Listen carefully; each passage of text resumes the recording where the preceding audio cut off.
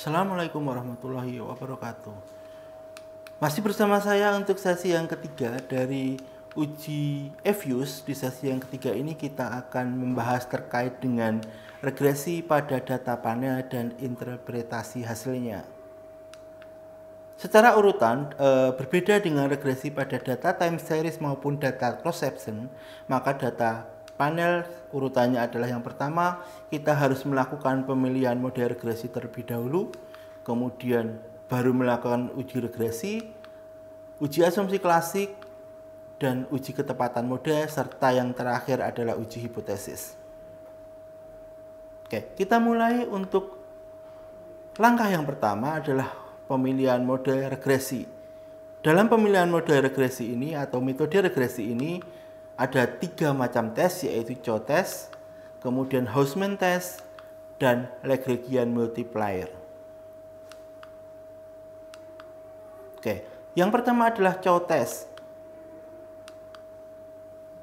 Langkahnya adalah tekan kontrol, kemudian klik variabel secara urutan berdasarkan urutan variabel independen atau variabel Y, kemudian X1, X2, dan seterusnya.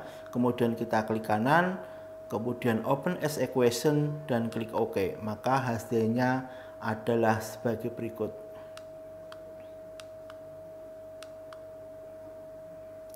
Langkah selanjutnya adalah klik panel option, kita pilih fix dan OK, sehingga hasil dari analisis regresi fix effect adalah sebagai berikut.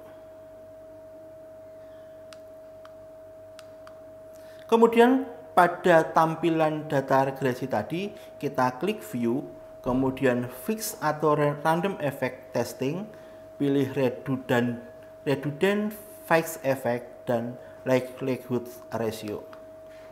Maka hasil dari ujinya adalah sebagai berikut. Bagaimana kita menginterpretasikan hasil uji Chow test ini?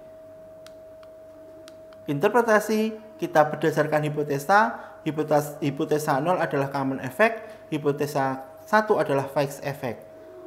Hasil likelihood ratio atau uji Chow untuk model ini memiliki nilai probabilitas F lebih kecil dari alpha 0,05, yaitu nilainya adalah 0,000, sehingga H0 ditolak dan H1 diterima.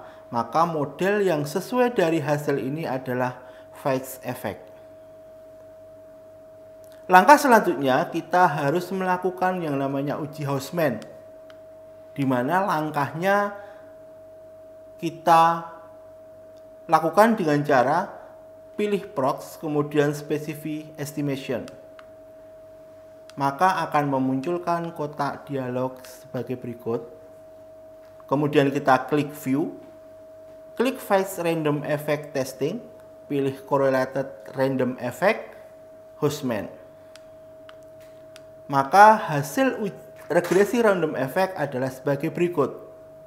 Setelah kita ketahui hasil regresi random effect, maka kita akan melakukan uji dengan cara memilih panel option, kemudian kita ganti metode pada bagian cross section dengan random, klik OK. Oke. Hasil uji Hausman-nya adalah sebagai berikut.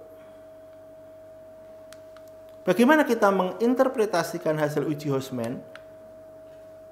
Kita menggunakan 2 hipotesa, yaitu hipotesa 0 adalah model mengikuti random effect, dan hipotesa satunya adalah model mengikuti fix effect. Berdasarkan hasil uji Hausman menunjukkan nilai signifikasi 0,3245, di mana tingkat signifikasi ini adalah lebih besar dari 0,05. Sehingga kesimpulannya H0 diterima dan H1 ditolak, sehingga dapat diartikan bahwa model random effect lebih baik daripada model fixed effect. Karena hasil belum menemukan kesamaan metode, maka dilanjutkan dengan uji penentu, yaitu dengan menggunakan uji Lagrange multiplier, di mana untuk menentukan apakah kita tetap memilih random effect ataukah kita memilih common effect. Langkah uji LM ini adalah pilih prox, kemudian spesifikasi atau estimation, kemudian nanti akan memunculkan dialog ini. Kita pilih panel optionnya, kita ganti metode pada bagian cross section dengan none, klik OK. Sehingga hasil dari regresi common effect adalah sebagai berikut. Langkah selanjutnya kita klik view, pilih fixed random effect testing, kemudian pilih omitted random effect LM, sehingga akan menghasilkan uji. Hasilnya adalah sebagai berikut. Bagaimana kita menginterpretasikan hasil uji LM? Kita masih sama menggunakan dua hipotesis. Hipotesis 0 adalah common effect dan hipotesis 1 adalah random effect. Hasil output dari hasil uji tadi menunjukkan nilai probabilitas branch pagon atau BP pada sub cross section sebesar 0,00. Sehingga kesimpulan yang bisa kita ambil, jika nilai probabilitasnya kurang dari 0,05, maka H0 ditolak dan H1 diterima. Sehingga dapat disimpulkan metode yang tepat pada hasil regresi ini adalah random effect. Kesimpulannya, data ini menggunakan random effect sebagai metode terbaik untuk melakukan regresi. Oke, setelah kita mengetahui mode regresi yang pas, mode regresi yang cocok tadi adalah random effect, kita lanjutkan ke tahapan regresi data panel, di mana langkahnya hampir sama dengan langkah-langkah pada regresi data cross section maupun data time series.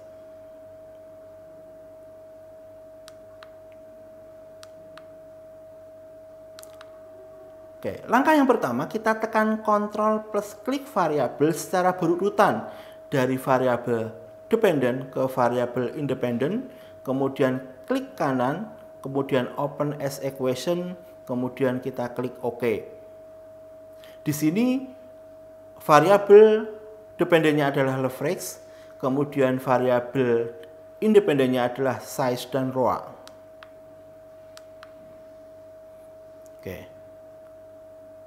Dalam mode specification atau spesifikasi ini, kita tidak perlu menuliskan kembali karena kita sudah melakukan langkah yang pertama dengan memblok variabel tadi. Yang perlu kita lakukan adalah merubah letak C-nya ke belakang variabel dependent, karena kalau kita tidak merubah, maka nilai C atau koefisien nanti pada hasil regresi akan terletak pada bagian bawah. Oke, hasil regresinya akan menunjukkan seperti ini. Kemudian sebelum kita melihat hasilnya tadi, pada panel option kita pilih bagian random dan OK.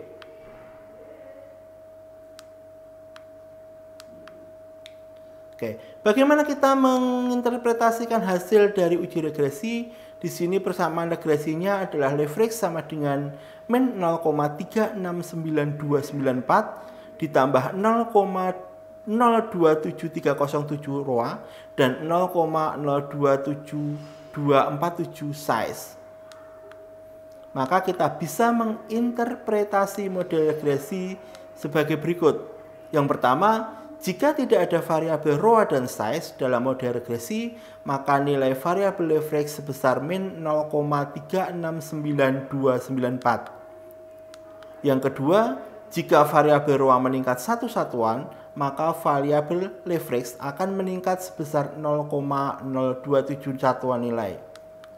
Dan yang ketiga, jika variabel size meningkat satu satuan nilai, maka variabel leverage akan meningkat sebesar 0,027 satuan nilai.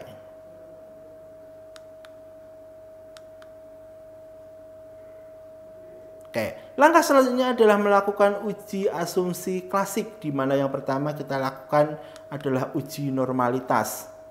Caranya kita pilih residua diagnostik, kemudian histogram normality test.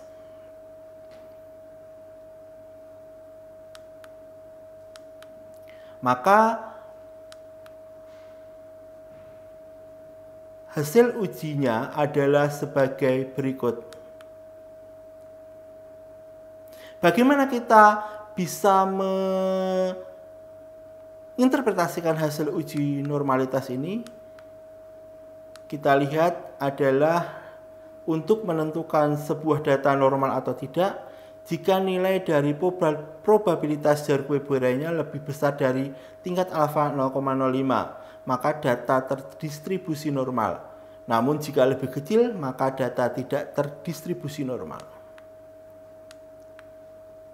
Yang kedua adalah uji multikolinearitas. Caranya kita pilih quick, kemudian grup statistik, kita pilih correlation dan klik OK.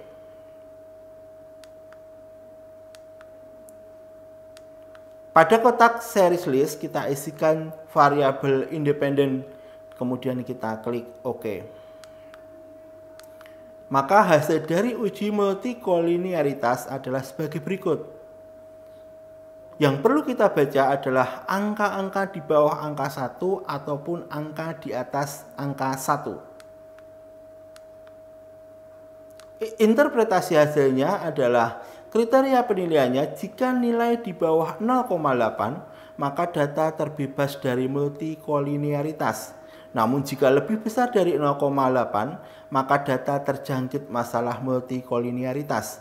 Karena data di atas menunjukkan nilai min 0,05 artinya lebih kecil dari 0,8 dapat disimpulkan bahwa data tidak terjangkit masalah multikolinearitas. Yang ketiga adalah uji heteroskedastisitas. Pertama-tama kita harus blok folder receipt. Kemudian kita pilih GENR atau generate. Kemudian kita klik OK.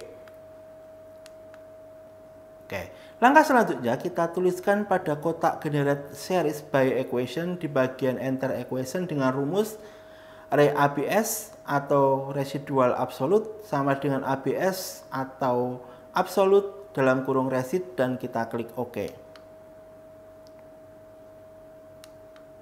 Maka akan memunculkan folder baru yang bernama res ABS atau residual absolute pada work file.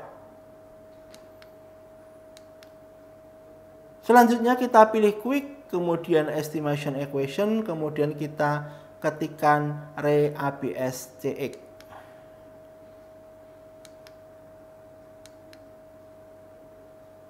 Ketikkan RABS-CX atau variabel independennya, X-nya kita harus ganti sesuai dengan nama variabel independen kita.